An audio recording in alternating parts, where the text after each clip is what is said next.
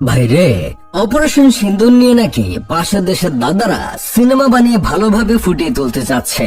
যা ভেবেছিলাম সেটাই হতে যাচ্ছে। আসলে পাশের দেশের দাদারা কোনো ধরনের ইস্যু ছাড়াই পাকিস্তান, আফগানিস্তান, ইরাক, ইরানকে সিনেমার মাধ্যমে যেভাবে একদম তুলোধুলো করে দেয়, সেখানে একটা ইস্যু পেয়েছে আর তারা সিনেমা বানাবে না, সেটা তো কখনো হতে পারে না।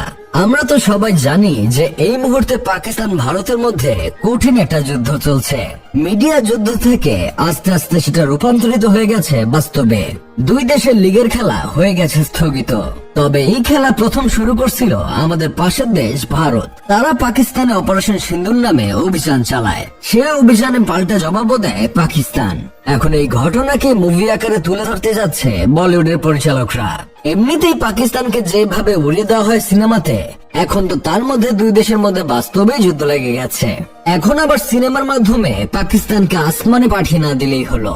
ভারতের আরেকজন ফ্লপ কুইন কঙ্গনা রানাওয়াত পাকিস্তানকে মানচিত্র থেকে একদম মুছে ফেলার দাবি জানিয়েছে। অন্যদিকে ভারতের সাবেক খেলোয়াড় শিখর ধাওয়ানও পাকিস্তানকে মুছে ফেলতে চেয়েছে। তাহলে বোঝাই যাচ্ছে এবার বলিউডের সিনেমায় কি পরিমাণ তুলকালাম শুরু হবে।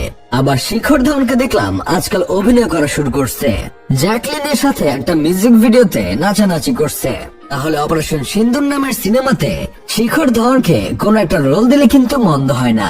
পাকিস্তানে হামলা করা ভারতের অপারেশন সিন্দুরকে সমর্থন ও প্রশংসা জানিয়ে নানা মন্তব্য করেছেন ভারতের তারকারা।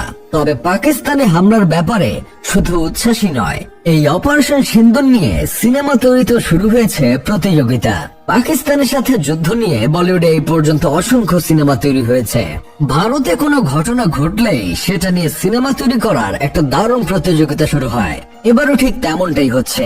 অপারেশন সিঁদুর টাইটেল নিয়ে মুভি বানাতে আগাম 15টি প্রযোজক প্রতিষ্ঠান নিবন্ধন করেছে। একবার চিন্তা করে দেখেন, 15টি প্রযোজক প্রতিষ্ঠান এর মধ্যে নিবন্ধন করে ফেলছে। এই নিউজ তবু বৃহস্পতিবারের। এই কয়দিনে আরো কয়টা প্রতিষ্ঠান নিবন্ধন করেছে সেটা হয়তো আপনি বুঝতেই পারছেন। অথচ বিজেপি আমলে লাখো কৃষক করছে অপর্যাপ্ত বা ঝুঁকিপূর্ণ ঋণ ব্যবস্থার কারণে আধা শুল্ক অঞ্চলে চাষাবাদ করা যায় না বলে দুর্বল কৃষি আয়ের কারণে ঋণ নিয়ে জমি চাষ করার পর যখন দেখে আধা শুল্ক অঞ্চলে ভালো চাষ হয়নি, তখন তারা ঋণটাও ঠিকমতো পরিশোধ করতে পারে না। শেষ পর্যন্ত মানসিক চাপে পড়ে নিজেই ওপারে চলে যায়। কিন্তু এসব নিয়ে তাদের তেমন মুভি নেই। হাতে গুনলে স্বল্প কয়েকটা সিনেমা পাওয়া যেতে পারে। অন্যদিকে তাদের দেশে মুসলিমদের উপরে এত জুলুম করা হয়, সেটা নিয়ে কোনো ধরনের সিনেমা নেই। এত মসজিদ ভেঙে দেওয়া হয়, সেটা নিয়ে সিনেমা নেই। সিনেমা আছে শুধু অন্য দেশ উড়িয়ে নিজের দেশকে বড় দেখানোর বেলায়। কয়েকদিন আগে দেখলাম পাশের দেশের দাদারা পাকিস্তানে 13টা মাল মশলা ছুটতে গিয়ে নিজের দেশেই ছুড়ে মেরেছে 6টা। এই যদি হয় অবস্থা, তাহলে এই দৃশ্যটা সিনেমায় কিভাবে দেখাবে ভাই? এই কথা শুনে আমার বন্ধু কেরামত বলতেছে, এটা আবার বলতে হয় নাকি? নিজেরাই নিজেদের দেশে যেটা মেরেছে সেটা সিনেমার মধ্যে উল্টে দিবে, দেখানো হবে এগুলো পাকিস্তান মেরেছে। যাই হোক, শেষমেশ আমি গোলাম হোসেন একটা কাজের কথা কই। প্রতিশোধ নেওয়ার ক্ষেত্রে ভারত সবসময় সেরা, কিন্তু সেটা সিনেমাতে। তবে অপারেশন সিন্দুর সিনেমাতে নায়ক হিসেবে কাকে দেখতে চান? অক্ষয় কুমারকে, ঋত্বিক রোশনকে নাকি টাইগার শরীফকে? আমার প্রথম চয়েস তো টাইগার শরীফই থাকবে।